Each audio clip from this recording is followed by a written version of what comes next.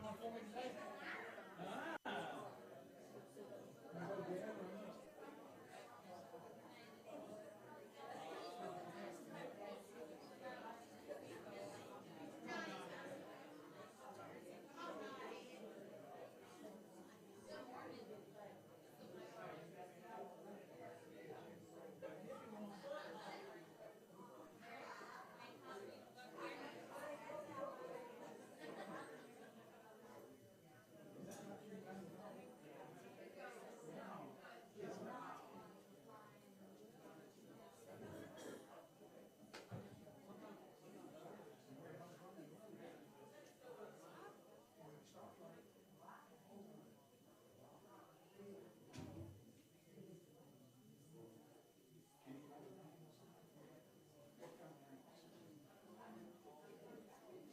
What is that?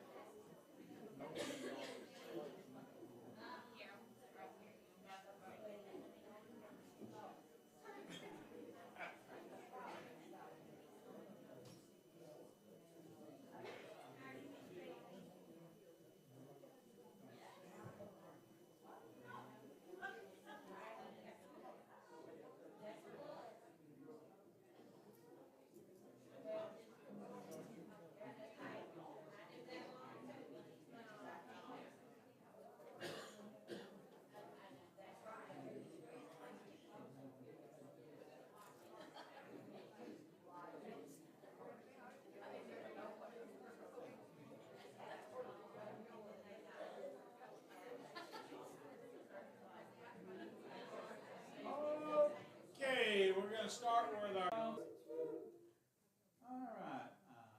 I'm all wrapped up, I'm all tied up, I'm all tangled up in Jesus. I'm all wrapped up, I'm all tied up, I'm all tangled up in God. I'm all wrapped up, I'm all tied up, I'm all tangled up in Jesus. I'm all wrapped up, tied up, tangled up in God.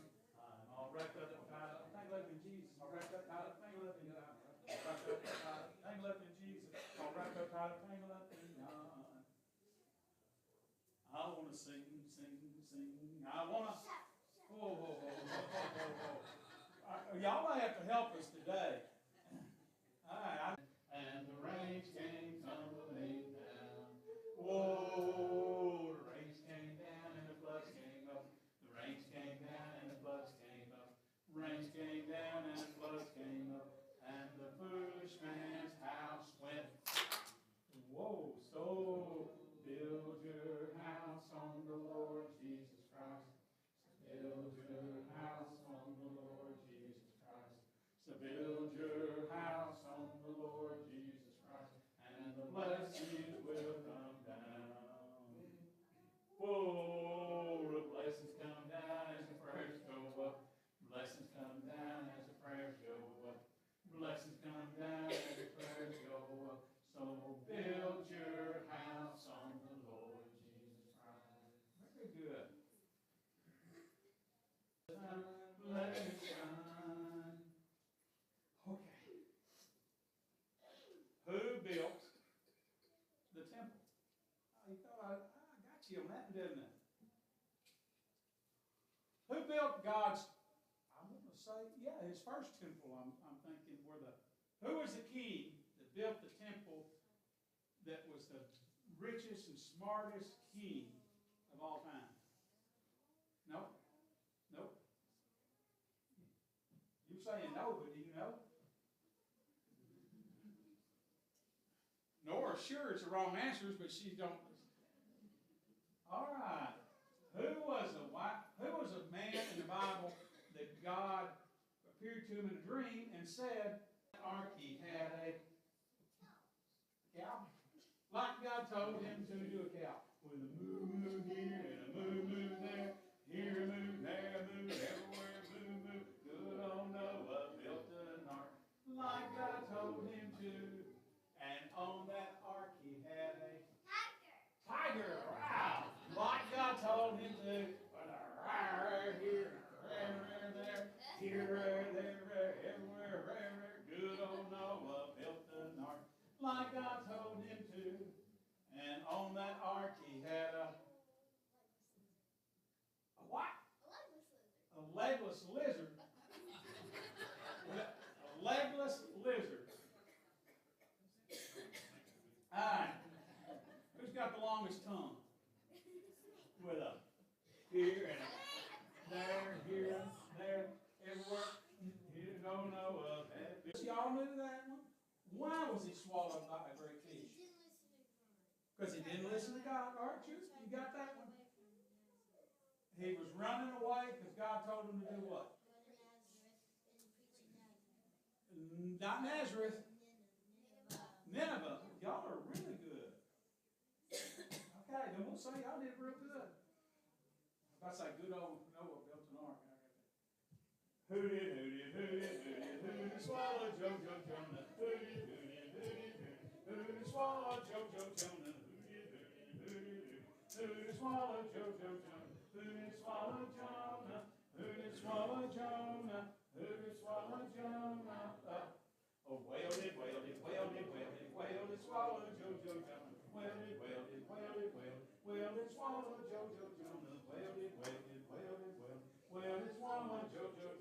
Whale did swallow Jonah.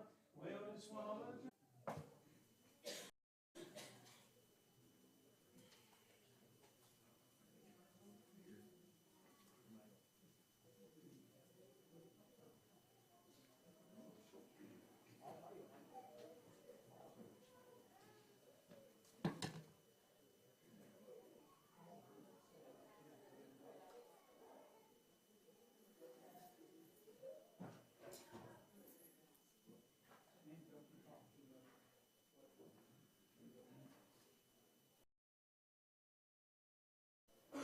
If you have your Bibles, I hope you open to John chapter 19. We're looking at the last of a total of 6 trials Jesus experiences in the evening and into the day of the crucifixion. Among the Romans, he has already stood trial before Pilate, who obviously didn't want anything to do with this if he could avoid it. Tried to pass the buck on to Herod. Herod didn't find any reason to crucify Jesus, and so Herod sent him back to Pilate. And now as Jesus stands before Pilate a second time, we've noted that Pilate seems to be making numerous efforts to have Jesus released. Hold the man. As a means of punishment and of torture, scourging was basically as brutal as crucifixion. The victim would be strapped, laid over or against a column with their hands tied to either side of it, kind of making the back taut. The scourge itself was a whip with several leather thongs. Each thong was often embedded with lead balls, bits of bone, nails, spikes, anything that they had at hand that would make it even more terrifying as a weapon. At least 2, sometimes as best we can tell from the historical information, as many as 6 Roman soldiers would be arrayed around the back. Some insight found in Peter's letters. In 1 Peter 2 and verse 24, Peter is citing from Isaiah 53. And he says that by whose stripes ye were healed. That's the way most of our English translations render it.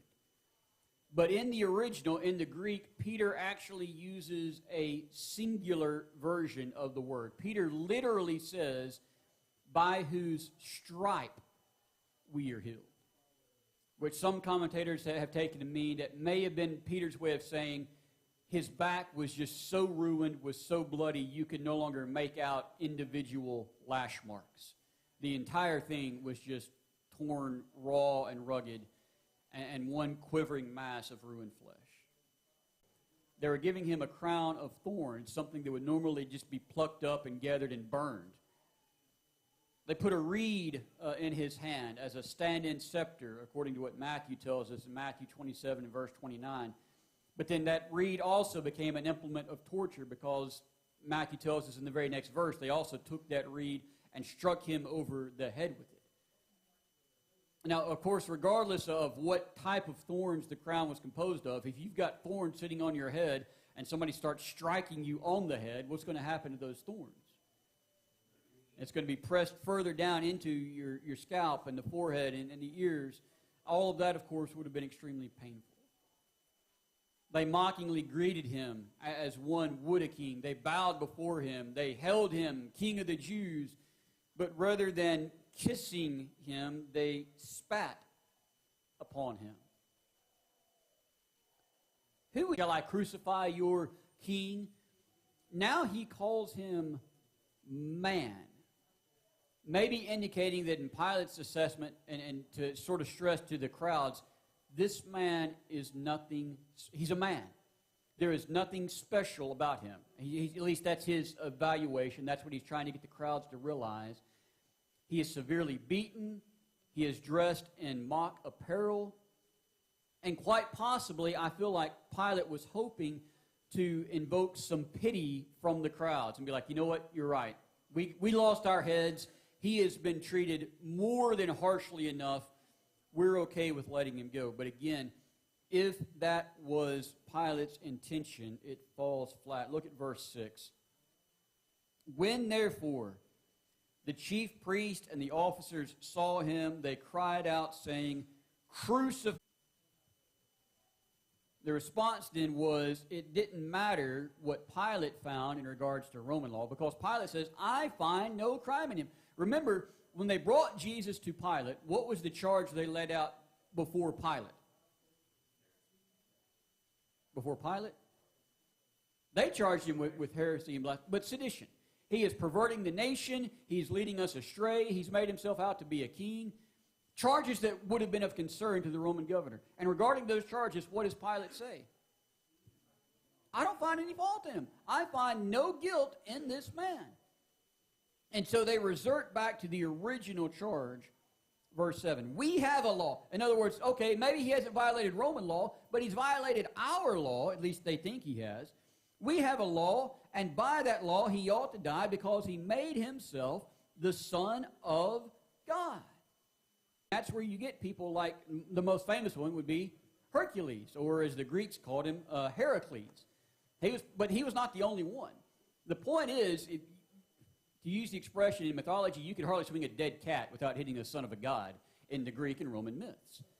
And so regardless of whether or not Pilate put a whole lot of faith in these, he's heard these stories all of his life about the sons of God being among us.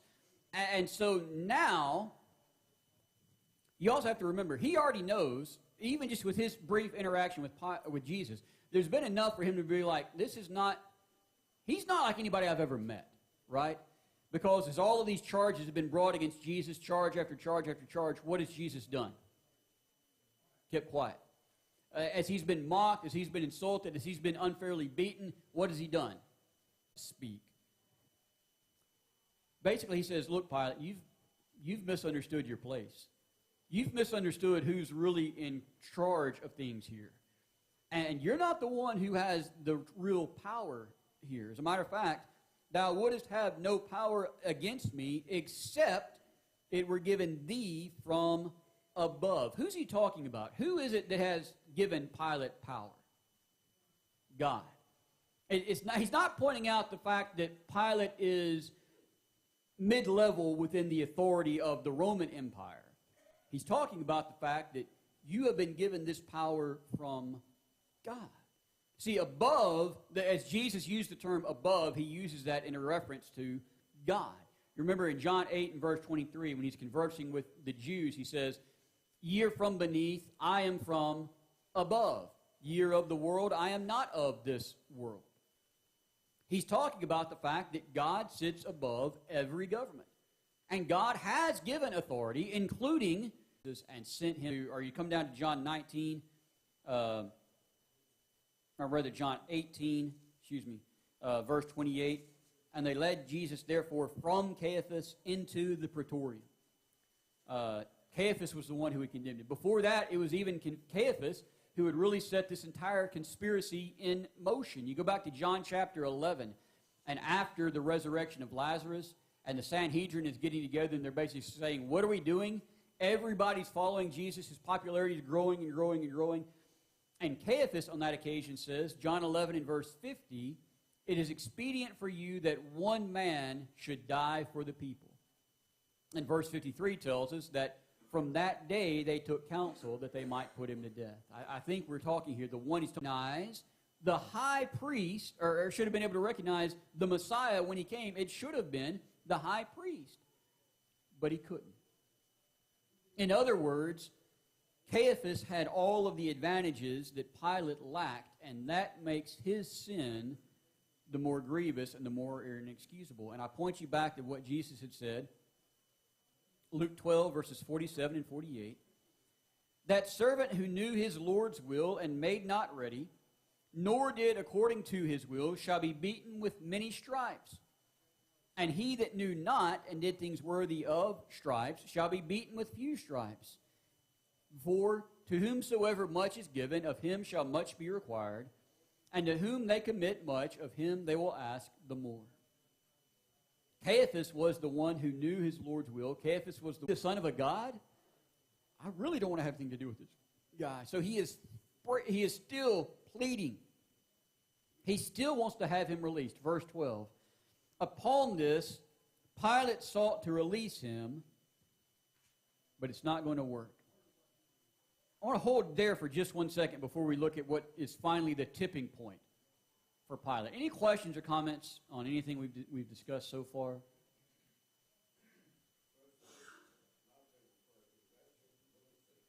Oh, yeah. Absolutely. We're not the ones who get to define it. God is. And according to his book, his word, sin is sin. Absolutely. What we're going to find here at the end of the trial is a hypocritical confession and a cowardly condemnation. Almost always, the person at the top of the food chain, what are they always worried about? Somebody below them knocking them off. And so very often, you see this throughout history. You get dictators who start to become very unreasonable, paranoid. Anybody and everybody that they perceive as any kind of a threat, get rid of them. And here is the claim now. If you let this man go, Caesar's not going to be happy with you. And this is at a time that a lot of officials were being already recalled to Rome for an examination, specifically under the charge of neglecting the security of the state. When they say, if thou release this man, thou art not Caesar's friend, literally what they are saying is, don't make us go over your head. If you don't, and in response, they deny all connections to this man, and instead, who do they pledge loyalty to? Caesar. Yeah, absolutely. Now, so first of all, think about this. They knew the history of Israel, right? Who was supposed to be king in Israel?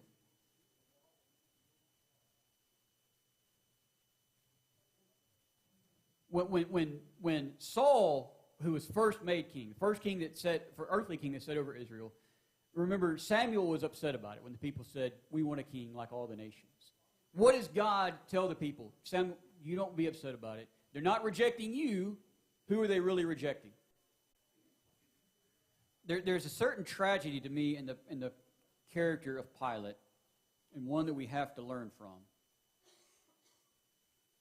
Because Pilate, unlike the other people, his eyes at least are open to the facts. He knows that this man is innocent. But unfortunately, he lacks the strength of character then to do what needs to be done. I think Luke's text is particularly informative on this point. Luke says, Luke 23, verses 24 and 25, Pilate gave sentence that what they asked for should be done. And he released him that for insurrection and murder had been cast into prison. That's Barabbas, whom they asked for. But Jesus he delivered up to their will.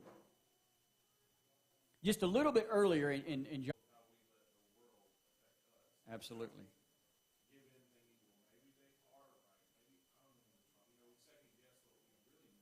You know to be right.